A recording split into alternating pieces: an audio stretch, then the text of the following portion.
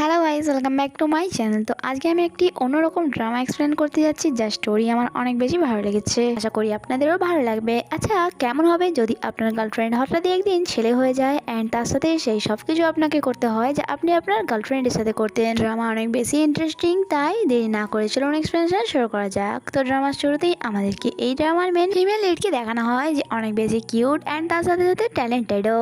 ইউনিভার্সিটিতে স্টাডি চলাকালীন সে একটি কোম্পানিতে ইন্টার্নশিপের জন্য ইন্টারভিউ দিতে এসেছিল অ্যান্ড এখানে সে তার বয়ফ্রেন্ডের কথা বলে। আর আমরা তার বয়ফ্রেন্ডকে দেখি, তার নাম ফারকিউন অ্যান্ড সেও এক ইউনিভার্সিটি স্টুডেন্ট।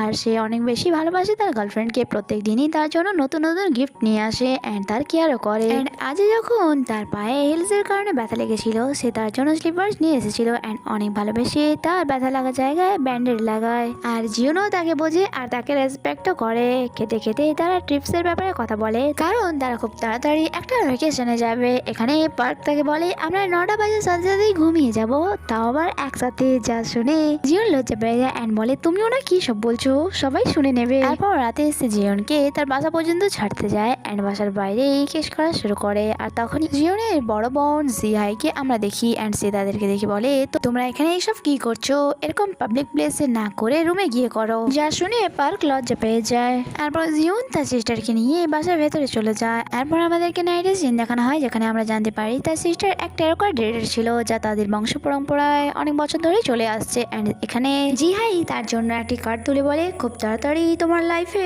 কেউ আসতে চলেছে যে তোমাকে ট্রু লাভ করে। অন্যদিকে পারকিউনকে আমরা তার বাসায় দেখি যে এক্সারসাইজ করছিল নিজের বডি বানানোর জন্য, যাতে সে জিওনকে আরো বেশি ইমপ্রেস করতে পারে। বাট তার সিস্টার এই নিয়ে তার প্রত্যেক দিনই মজা ওড়ায়। নেক্সট ডে আমরা পারকিউনকে দেখি সে একটি ক্যাফেতে কাজ করতো অ্যান্ড ক্যাফের বাইরে এক লেডিকে বসে থাকতে দেখে সে ভাবে মেয়েটিকে কত সুন্দর দেখতে, নিশ্চয়ই সে এই জায়গার মালকিন হবে। কিছুক্ষণ পর যখন ওই লেডি ভেতরে আসে, পারকিউন তার সাথে কথা বলতে বলতেই তার নাম জিজ্ঞাসা করে। যা শুনে পার্ক বুঝে যায় যে এই মেয়েটি এই বিল্ডিং অ্যান্ড ক্যাফের মালকিন, কারণ এই বিল্ডিং এর নামও এই মেয়েটির নামে ছিল।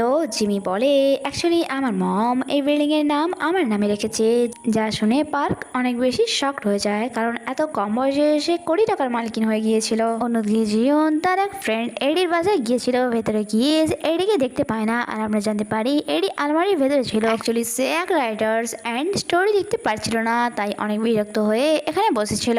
জিওন জানায় আমি পার্কের সাথে 2 দিনের জন্য বেড়াতে যাচ্ছি। এডি বলে আচ্ছা, তার মানে আমাকে এরকম প্রবলেমের মধ্যে ফেলে এনজয় করতে যাবে।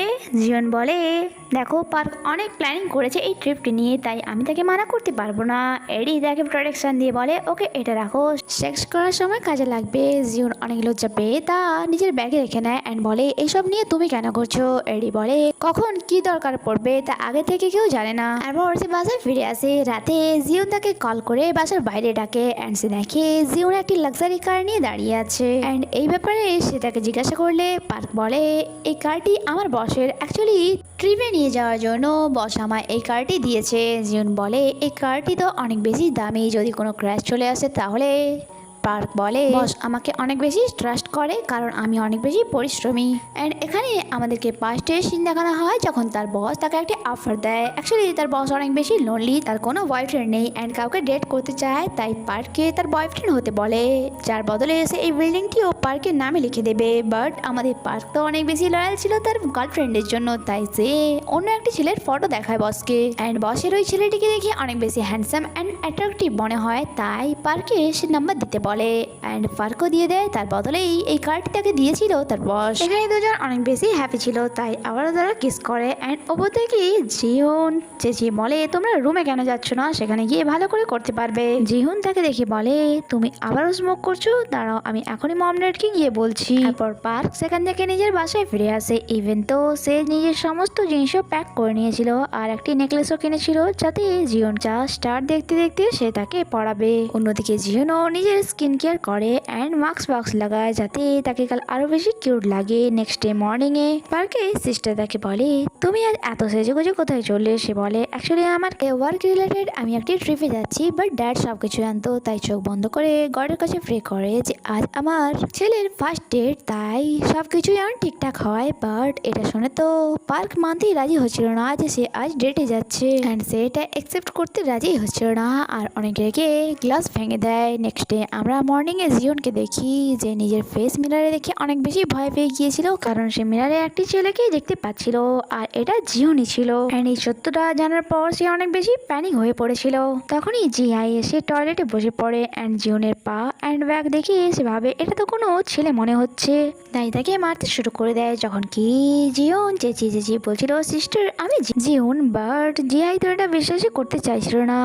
জিওন এত বেশি হ্যান্ডসাম ছিল যে জিহাই তার প্রতি অ্যাট্রাক্ট হচ্ছিল। কিছুক্ষণের জন্য তো সে তার সুন্দরতাতেই হারিয়ে যায় এন্ড বলে আমার তো মনে হয় এটা আমার কোনো ড্রিম, চলো আমরা কিস করা শুরু করি, এটা দ্বারা ডিসাইড হয়ে যাবে যে এটা কোনো স্বপ্ন নাকি রিয়েলিটি। জিওন বলে ছি তুমি এমনটা কি করে ভাবতে পারো, এন্ড দুজনে এখানে স্তব্ধ হয়ে যায়। নেক্সট সিনে সে তাকে বলে তুমি এত হ্যান্ডসাম কি করে হয়ে গেলে। জিওন বলে আরে সিস্টার তুমি এখন আমার হ্যান্ডসাম নিয়ে পড়ে আছো, আমি ছেলে হয়ে গিয়েছি, এটা কি বড় ব্যাপার নয়। এন্ড সে তার শোল্ডারে থাকা ট্যাটু তাকে দেখায় যা তারা দুজনে একসাথে বানিয়েছিল তাদের মম ড্যাডের কথা, যাতে এরকম সিচুয়েশনে তারা একে অপরের প্রতি বিশ্বাস করতে পারে। অ্যাকচুয়ালি মেয়ে থেকে ছেলেদের রূপান্তরিত হওয়ার ব্যাপারটা তাদের বংশে এভাবেই চলে আসছে এন্ড কোনো একজনের সাথে হবেই। এটা দেখার পর জিহাই এর পুরোপুরি বিশ্বাস হয়ে যায় যে এটা তার সিস্টারই। তখন জুন বলে আমার অনেক বেশি সুসু পেয়েছে, প্লিজ তুমি গিয়ে আমাকে গিয়ে তা করিয়ে দেবে। অ্যাকচুয়ালি আমার কাছে যা আছে তা আমি না হাত দিতে চাই আর নাই দেখতে চাই। জিহাই বলে এইসব তুই কি বলছিস, যা এখান থেকে। বাট জিওন তাকে টেনে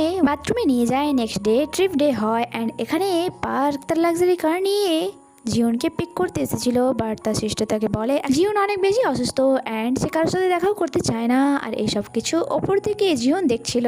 বেচারা পার্ক স্যাড ফেস নিয়ে সেখান থেকে চলে যায় এন্ড সারাদিন জিওনকে মেসেজ করে। রাতে যখন জিওন মেসেজ দেখে সে তাকে রিপ্লাই দেয় যে আমি তোমাকে ভালোবাসি এন্ড আমাদের ট্রিপও ক্যান্সেল হয়ে গেল, আমি তোমার সাথে দেখা করতে চাই। এভাবে অনেক দিনই কেটে যায়। পার্ক প্রত্যেক দিন আসে তার জন্য ফ্রুটস এন্ড ফ্লাওয়ার নিয়ে আসে। একদিন জিহাই তার জন্য দয়া লাগে এন্ড সে ওই ফ্রুটস এন্ড ফ্লাওয়ার নিয়ে এসে জিহাইকে দেয় এন্ড বলে তুমি তাকে সবকিছু বলে দিচ্ছ না কেন, নয়তো তার সাথে ব্রেকআপ করে নাও। জিওনও ভাবে যে এভাবে তার সাথে দেখা না করে এন্ড লুকিয়ে যে কতদিন থাকতে পারবে, তাই তার সত্যটা বলে দেওয়া দরকার।